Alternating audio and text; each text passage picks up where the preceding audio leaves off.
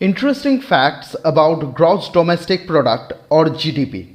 Number 1, একটি নির্দিষ্ট সময়ে একটি নির্দিষ্ট অর্থনৈতিক পরিধির মধ্যে উৎপন্ন গুডস অ্যান্ড সার্ভিসের ভ্যালুকে মেজার করার জন্য গ্রস ডোমেস্টিক প্রোডাক্ট বা জিডিপি ব্যবহৃত হয়।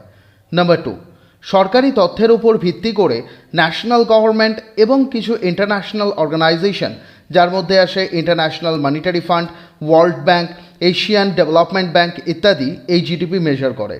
নাম্বার 3, জিডিপি এর মাধ্যমে একটি দেশের অর্থনৈতিক অবস্থা সম্পর্কে জানা যায়। যদি জিডিপি বাড়ে তার সাথে সাথে কোম্পানিজ এক্সপ্যান্ড করবে এবং তার সাথে সাথে প্রচুর জব অপরচুনিটিস ক্রিয়েট হবে। নাম্বার 4, পৃথিবীর মোট জিডিপি এর 60% কন্ট্রিবিউট করে এশিয়া। নাম্বার 5, জিডিপি 4 প্রকারের: real GDP, nominal GDP, actual GDP and potential GDP.